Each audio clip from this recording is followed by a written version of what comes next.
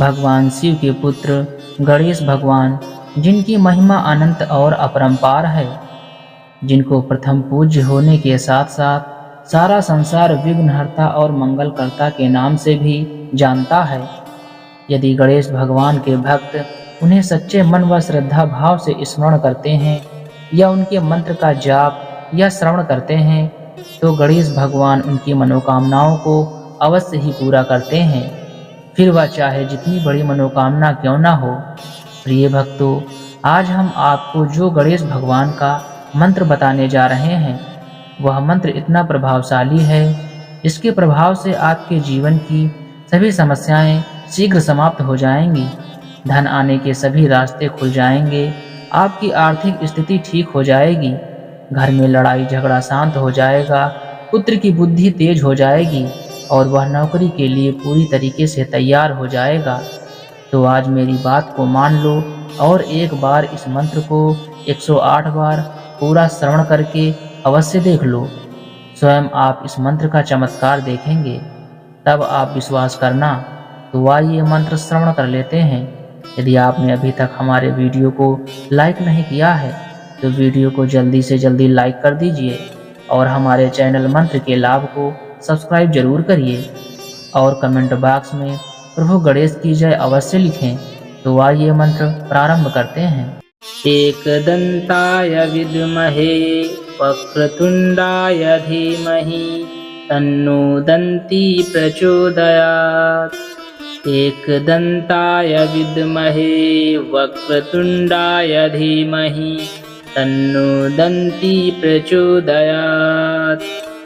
एकदंताय विद्महे वक्रतुंडाय धीमहि तन्नो दन्ती प्रचोदयात्। एकदंताय विद्महे वक्रतुंडाय धीमहि तन्नो दन्ती प्रचोदयात्। एकदंताय विद्महे वक्रतुंडाय धीमहि तन्नो दन्ती प्रचोदयात्। एकदंताय विद्महे वक्रतुंडाय धीमहि तन्नो दन्ती प्रचोदयात्। एकदंताय विद्महे वक्रतुंडाय धीमहि तन्नो दन्ती प्रचोदयात्। एकदंताय विद्महे वक्रतुंडाय धीमहि तन्नो दन्ती प्रचोदयात्। एकदंताय विद्महे वक्रतुंडाय धीमहि तन्नो दन्ती प्रचोदयात्। एकदंताय विद्महे वक्रतुंडाय धीमहि तन्नो दन्ती प्रचोदयात्। एकदंताय विद्महे वक्रतुंडाय धीमहि तन्नो दन्ती प्रचोदयात्। एकदंताय विद्महे वक्रतुंडाय धीमहि तन्नो दन्ती प्रचोदयात्। एकदंताय विद्महे वक्रतुंडाय धीमहि तन्नो दन्ती प्रचोदयात्। एकदंताय विद्महे वक्रतुंडाय धीमहि तन्नो दन्ती प्रचोदयात्। एकदंताय विद्महे वक्रतुंडाय धीमहि तन्नो दन्ती प्रचोदयात्। एकदंताय विद्महे वक्रतुंडाय धीमहि तन्नो दन्ती प्रचोदयात्। एकदंताय विद्महे वक्रतुंडाय धीमहि तन्नो दन्ती प्रचोदयात्। एकदंताय विद्महे वक्रतुंडाय धीमहि तन्नो दन्ती प्रचोदयात्। एकदंताय विद्महे वक्रतुंडाय धीमहि तन्नो दन्ती प्रचोदयात्। एकदंताय विद्महे वक्रतुण्डाय धीमहि तन्नो दन्ती प्रचोदयात्। एकदन्ताय विद्महे वक्रतुण्डाय धीमहि तन्नो दन्ती प्रचोदयात्।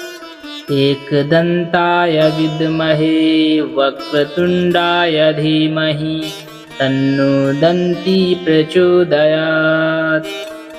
एकदन्ताय विद्महे वक्रतुण्डाय धीमहि तन्नो दन्ती प्रचोदयात्। एकदन्ताय विद्महे वक्रतुण्डाय धीमहि तन्नो दन्ती प्रचोदयात्। एकदन्ताय विद्महे वक्रतुण्डाय धीमहि तन्नो दन्ती प्रचोदयात्। एकदन्ताय विद्महे वक्रतुण्डाय धीमहि तन्नो दन्ती प्रचोदयात्। एकदन्ताय विद्महे वक्रतुण्डाय धीमहि तन्नो दन्ती प्रचोदयात्। एकदन्ताय विद्महे वक्रतुण्डाय धीमहि तन्नो दन्ती प्रचोदयात्। एकदन्ताय विद्महे वक्रतुण्डाय धीमहि तन्नो दन्ती प्रचोदयात्। एकदन्ताय विद्महे वक्रतुण्डाय धीमहि तन्नो दन्ती प्रचोदयात्। एकदन्ताय विद्महे वक्रतुण्डाय धीमहि तन्नो दन्ती प्रचोदयात्। एकदन्ताय विद्महे वक्रतुण्डाय धीमहि तन्नो दन्ती प्रचोदयात्। एकदन्ताय विद्महे वक्रतुण्डाय धीमहि तन्नो दन्ती प्रचोदयात्।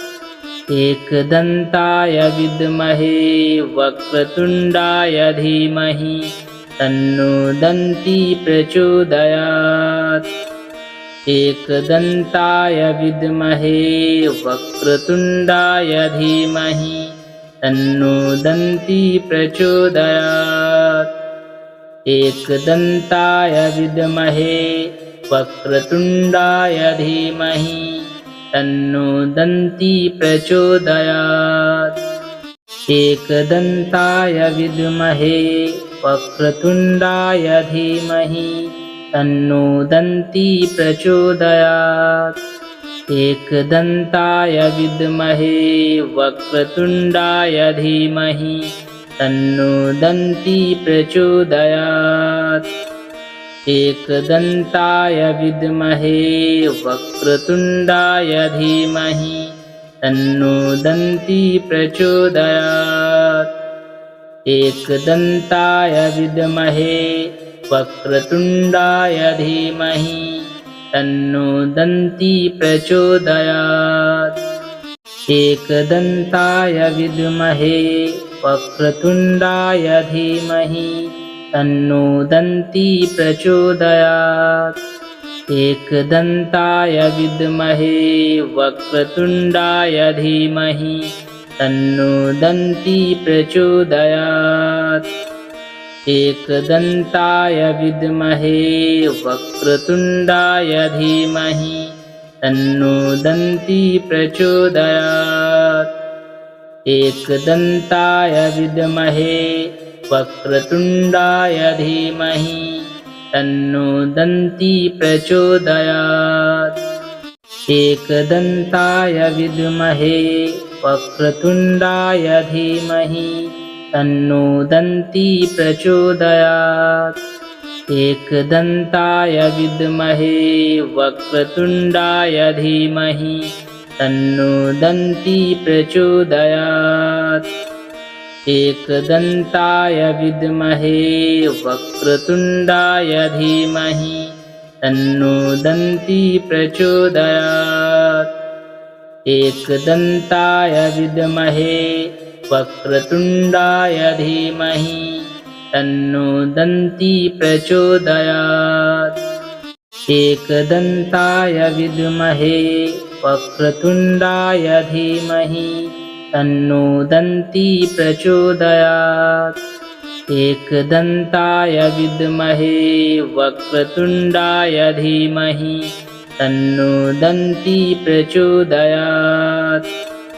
एकदन्ताय विद्महे वक्रतुण्डाय धीमहि तन्नो दन्ती प्रचोदयात्। एकदन्ताय विद्महे वक्रतुण्डाय धीमहि तन्नो दन्ती प्रचोदयात्। एकदन्ताय विद्महे वक्रतुण्डाय धीमहि तन्नो दन्ती प्रचोदयात्। एकदन्ताय विद्महे वक्रतुण्डाय धीमहि तन्नो दन्ती प्रचोदयात्। एकदन्ताय विद्महे वक्रतुण्डाय धीमहि तन्नो दन्ती प्रचोदयात्। एकदन्ताय विद्महे वक्रतुण्डाय धीमहि तन्नो दन्ती प्रचोदयात्। एकदन्ताय विद्महे वक्रतुण्डाय धीमहि तन्नो दन्ती प्रचोदयात्। एकदन्ताय विद्महे वक्रतुण्डाय धीमहि तन्नो दन्ती प्रचोदयात्। एकदन्ताय विद्महे वक्रतुण्डाय धीमहि तन्नो दन्ती प्रचोदयात्। एकदन्ताय विद्महे वक्रतुण्डाय धीमहि तन्नो दन्ती प्रचोदयात्। एकदन्ताय विद्महे वक्रतुण्डाय धीमहि तन्नो दन्ती प्रचोदयात्। एकदन्ताय विद्महे वक्रतुण्डाय धीमहि तन्नो दन्ती प्रचोदयात्। एकदन्ताय विद्महे वक्रतुण्डाय धीमहि तन्नो दन्ती प्रचोदयात्। एकदन्ताय विद्महे वक्रतुण्डाय धीमहि तन्नो दन्ती प्रचोदयात्। एकदन्ताय विद्महे वक्रतुण्डाय धीमहि तन्नो दन्ती प्रचोदयात्। एकदन्ताय विद्महे वक्रतुण्डाय धीमहि तन्नो दन्ती प्रचोदयात्। एकदन्ताय विद्महे वक्रतुण्डाय धीमहि तन्नो दन्ती प्रचोदयात्। एकदन्ताय विद्महे वक्रतुण्डाय धीमहि तन्नो दन्ती प्रचोदयात्। एकदन्ताय विद्महे वक्रतुण्डाय धीमहि तन्नो दन्ती प्रचोदयात्। एकदन्ताय विद्महे वक्रतुण्डाय धीमहि तन्नो दन्ती प्रचोदयात्। एकदन्ताय विद्महे वक्रतुण्डाय धीमहि तन्नो दन्ती प्रचोदयात्। एकदन्ताय विद्महे वक्रतुण्डाय धीमहि तन्नो दन्ती प्रचोदयात्। एकदन्ताय विद्महे वक्रतुण्डाय धीमहि तन्नो दन्ती प्रचोदयात्। एकदन्ताय विद्महे वक्रतुण्डाय धीमहि तन्नो दन्ती प्रचोदयात्।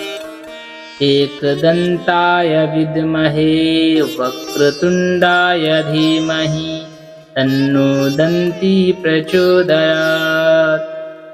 एकदन्ताय विद्महे वक्रतुण्डाय धीमहि तन्नो दन्ती प्रचोदयात्। एकदन्ताय विद्महे वक्रतुण्डाय धीमहि तन्नो दन्ती प्रचोदयात्। एकदन्ताय विद्महे वक्रतुण्डाय धीमहि तन्नो दन्ती प्रचोदयात्। एकदन्ताय विद्महे वक्रतुण्डाय धीमहि तन्नो दन्ती प्रचोदयात्। एकदन्ताय विद्महे वक्रतुण्डाय धीमहि तन्नो दन्ती प्रचोदयात्। एकदन्ताय विद्महे वक्रतुण्डाय धीमहि तन्नो दन्ती प्रचोदयात्। एकदन्ताय विद्महे वक्रतुण्डाय धीमहि तन्नो दन्ती प्रचोदयात्। एकदन्ताय विद्महे वक्रतुण्डाय धीमहि तन्नो दन्ती प्रचोदयात्। एकदन्ताय विद्महे वक्रतुण्डाय धीमहि तन्नो दन्ती प्रचोदयात्। एकदन्ताय विद्महे वक्रतुण्डाय धीमहि तन्नो दन्ती प्रचोदयात्। एकदन्ताय विद्महे वक्रतुण्डाय धीमहि तन्नो दन्ती प्रचोदयात्। एकदन्ताय विद्महे वक्रतुण्डाय धीमहि तन्नो दन्ती प्रचोदयात्। एकदन्ताय विद्महे वक्रतुण्डाय धीमहि तन्नो दन्ती प्रचोदयात्। एकदन्ताय विद्महे वक्रतुण्डाय धीमहि तन्नो दन्ती प्रचोदयात्। एकदन्ताय विद्महे वक्रतुण्डाय धीमहि तन्नो दन्ती प्रचोदयात्। एकदन्ताय विद्महे वक्रतुण्डाय धीमहि तन्नो दन्ती प्रचोदयात्। एकदन्ताय विद्महे वक्रतुण्डाय धीमहि तन्नो दन्ती प्रचोदयात्। एकदन्ताय विद्महे वक्रतुण्डाय धीमहि तन्नो दन्ती प्रचोदयात्। एकदन्ताय विद्महे वक्रतुण्डाय धीमहि तन्नो दन्ती प्रचोदयात्। एकदन्ताय विद्महे वक्रतुण्डाय धीमहि तन्नो दन्ती प्रचोदयात्। एकदन्ताय विद्महे वक्रतुण्डाय धीमहि तन्नो दन्ती प्रचोदयात्। एकदन्ताय विद्महे वक्रतुण्डाय धीमहि तन्नो दन्ती प्रचोदयात्। एकदन्ताय विद्महे वक्रतुण्डाय धीमहि तन्नो दन्ती प्रचोदयात्।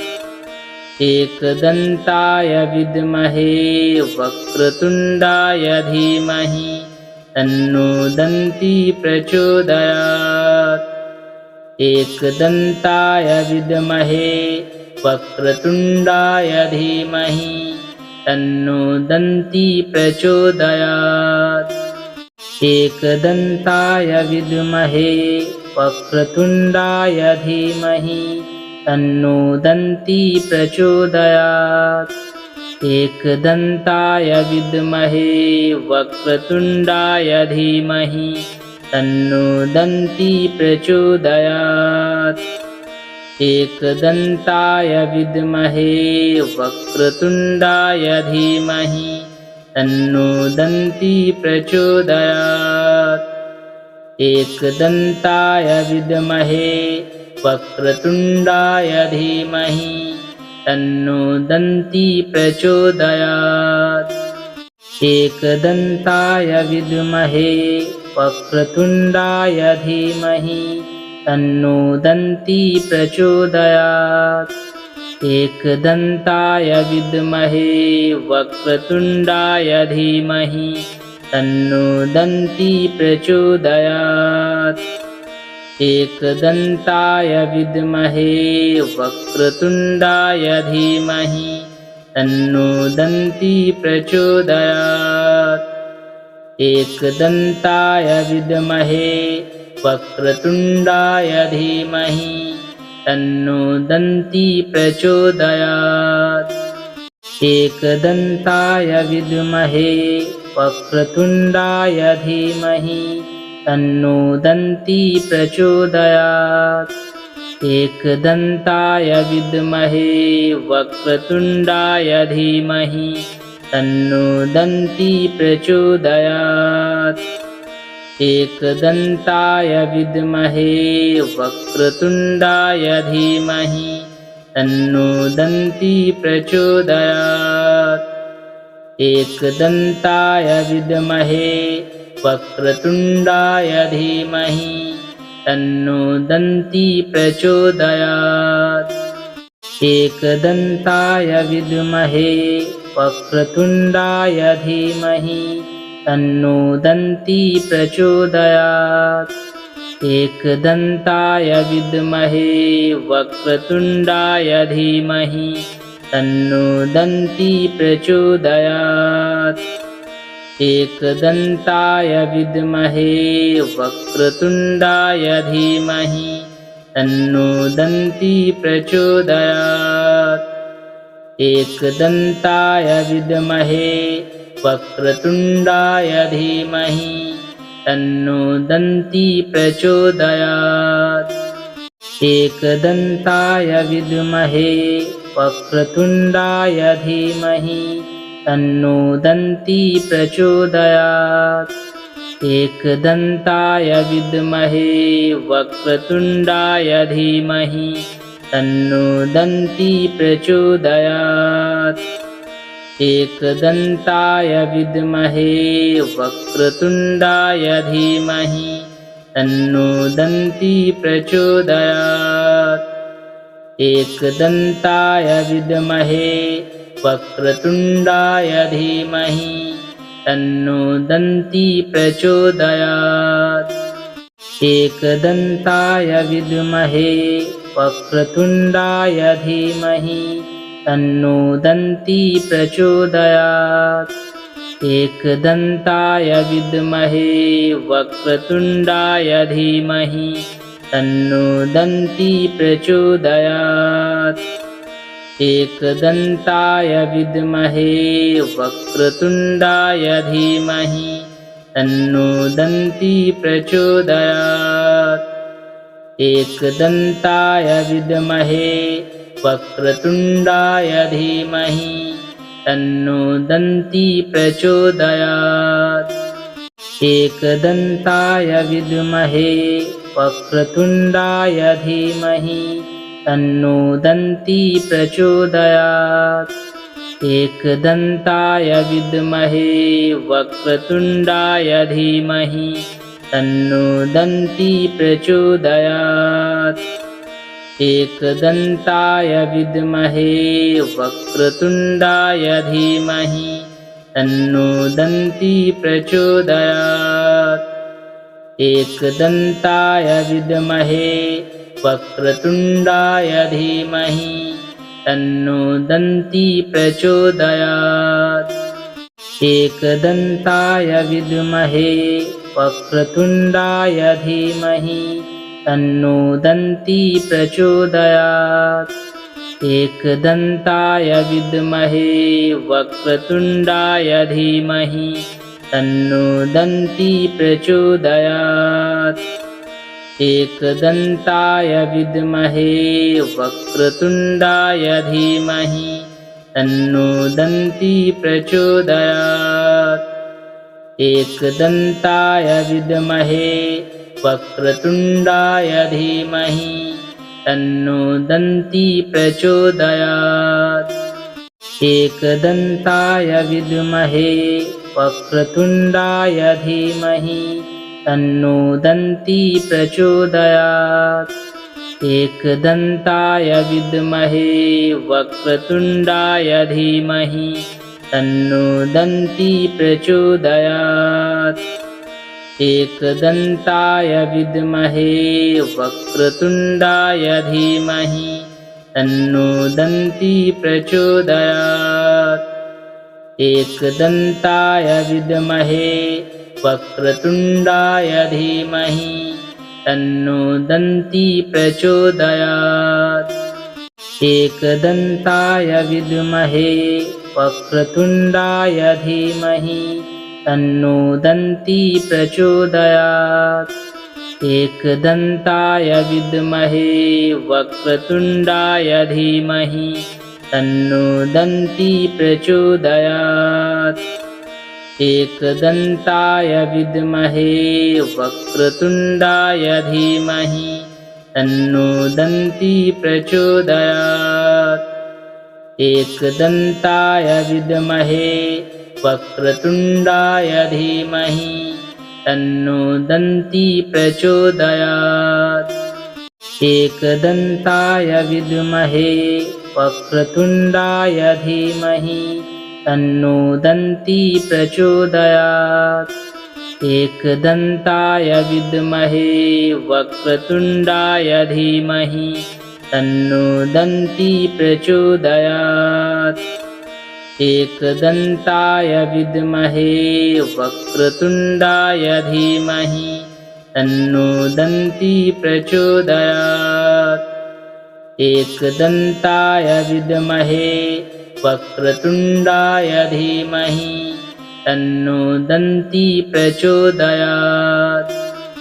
एकदन्ताय विद्महे वक्रतुण्डाय धीमहि तन्नो दन्ती प्रचोदयात्। एकदन्ताय विद्महे वक्रतुण्डाय धीमहि तन्नो दन्ती प्रचोदयात्। एकदन्ताय विद्महे वक्रतुण्डाय धीमहि तन्नो दन्ती प्रचोदयात्। एकदन्ताय विद्महे वक्रतुण्डाय धीमहि तन्नो दन्ती प्रचोदयात्। एकदन्ताय विद्महे वक्रतुण्डाय धीमहि तन्नो दन्ती प्रचोदयात्। एकदन्ताय विद्महे वक्रतुण्डाय धीमहि तन्नो दन्ती प्रचोदयात्। एकदन्ताय विद्महे वक्रतुण्डाय धीमहि तन्नो दन्ती प्रचोदयात्। एकदन्ताय विद्महे वक्रतुण्डाय धीमहि तन्नो दन्ती प्रचोदयात्। एकदन्ताय विद्महे वक्रतुण्डाय धीमहि तन्नो दन्ती प्रचोदयात्। एकदन्ताय विद्महे वक्रतुण्डाय धीमहि तन्नो दन्ती प्रचोदयात्। एकदन्ताय विद्महे वक्रतुण्डाय धीमहि तन्नो दन्ती प्रचोदयात्। एकदन्ताय विद्महे वक्रतुण्डाय धीमहि तन्नो दन्ती प्रचोदयात्। एकदन्ताय विद्महे वक्रतुण्डाय धीमहि तन्नो दन्ती प्रचोदयात्। एकदन्ताय विद्महे वक्रतुण्डाय धीमहि तन्नो दन्ती प्रचोदयात्। एकदन्ताय विद्महे वक्रतुण्डाय धीमहि तन्नो दन्ती प्रचोदयात्। एकदन्ताय विद्महे वक्रतुण्डाय धीमहि तन्नो दन्ती प्रचोदयात्। एकदन्ताय विद्महे वक्रतुण्डाय धीमहि तन्नो दन्ती प्रचोदयात्। एकदन्ताय विद्महे वक्रतुण्डाय धीमहि तन्नो दन्ती प्रचोदयात्। एकदन्ताय विद्महे वक्रतुण्डाय धीमहि तन्नो दन्ती प्रचोदयात्। एकदन्ताय विद्महे वक्रतुण्डाय धीमहि तन्नो दन्ती प्रचोदयात्। एकदन्ताय विद्महे वक्रतुण्डाय धीमहि तन्नो दन्ती प्रचोदयात्। एकदन्ताय विद्महे वक्रतुण्डाय धीमहि तन्नो दन्ती प्रचोदयात्। एकदन्ताय विद्महे वक्रतुण्डाय धीमहि तन्नो दन्ती प्रचोदयात्। एकदन्ताय विद्महे वक्रतुण्डाय धीमहि तन्नो दन्ती प्रचोदयात्। एकदन्ताय विद्महे वक्रतुण्डाय धीमहि तन्नो दन्ती प्रचोदयात्। एकदन्ताय विद्महे वक्रतुण्डाय धीमहि तन्नो दन्ती प्रचोदयात्। एकदन्ताय विद्महे वक्रतुण्डाय धीमहि तन्नो दन्ती प्रचोदयात्। एकदन्ताय विद्महे वक्रतुण्डाय धीमहि तन्नो दन्ती प्रचोदयात्। एकदन्ताय विद्महे वक्रतुण्डाय धीमहि तन्नो दन्ती प्रचोदयात्। एकदन्ताय विद्महे वक्रतुण्डाय धीमहि तन्नो दन्ती प्रचोदयात्। एकदन्ताय विद्महे वक्रतुण्डाय धीमहि तन्नो दन्ती प्रचोदयात्।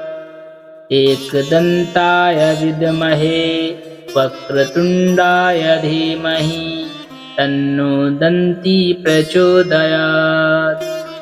एकदन्ताय विद्महे वक्रतुण्डाय धीमहि तन्नो दन्ती प्रचोदयात्। एकदन्ताय विद्महे वक्रतुण्डाय धीमहि तन्नो दन्ती प्रचोदयात्।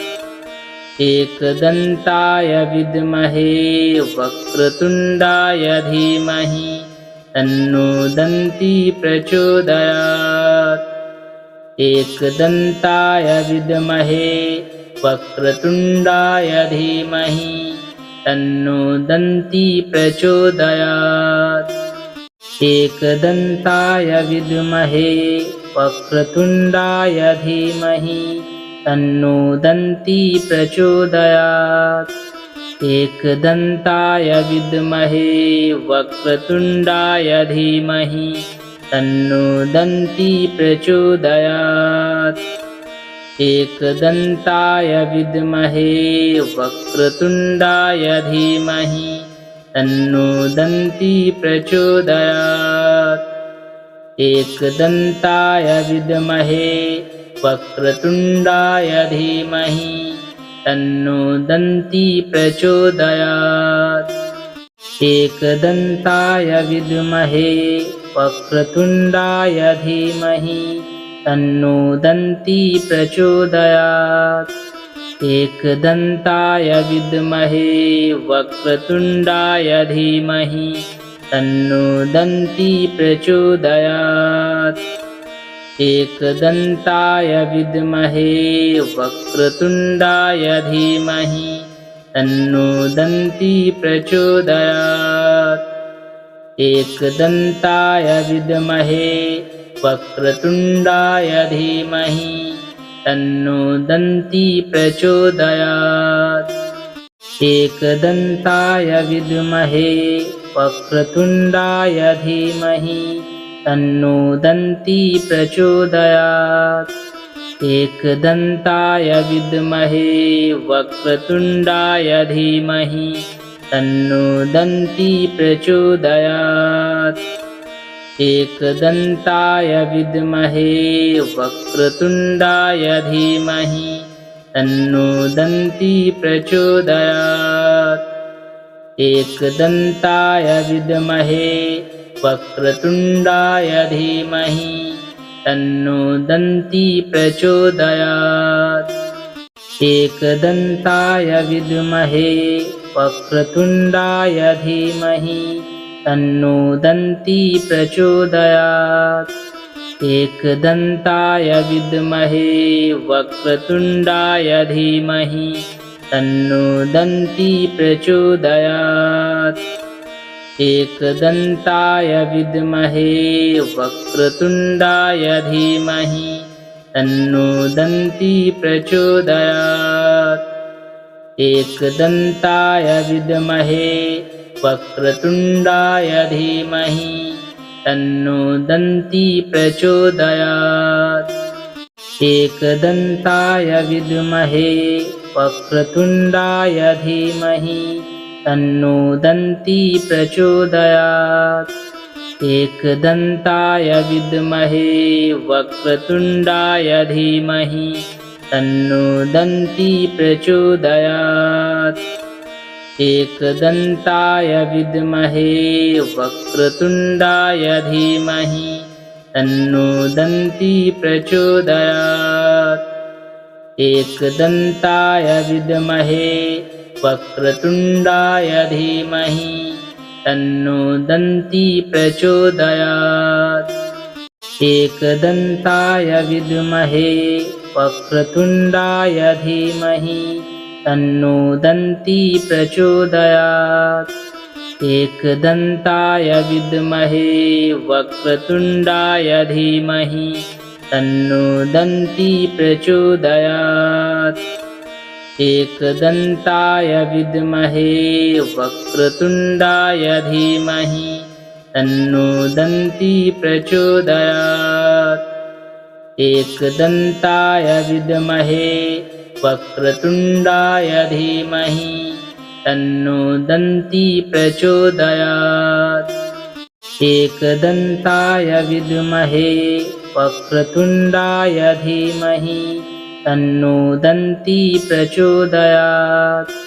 एकदन्ताय विद्महे वक्रतुण्डाय धीमहि तन्नो दन्ती प्रचोदयात्। एकदन्ताय विद्महे वक्रतुण्डाय धीमहि तन्नो दन्ती प्रचोदयात्। एकदन्ताय विद्महे वक्रतुण्डाय धीमहि तन्नो दन्ती प्रचोदयात्। एकदन्ताय विद्महे वक्रतुण्डाय धीमहि तन्नो दन्ती प्रचोदयात्। एकदन्ताय विद्महे वक्रतुण्डाय धीमहि तन्नो दन्ती प्रचोदयात्। एकदन्ताय विद्महे वक्रतुण्डाय धीमहि तन्नो दन्ती प्रचोदयात्।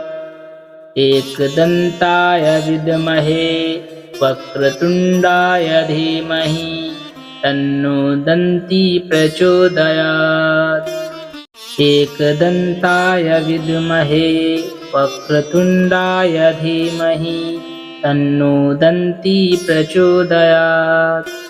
एकदन्ताय विद्महे वक्रतुण्डाय धीमहि तन्नो दन्ती प्रचोदयात्।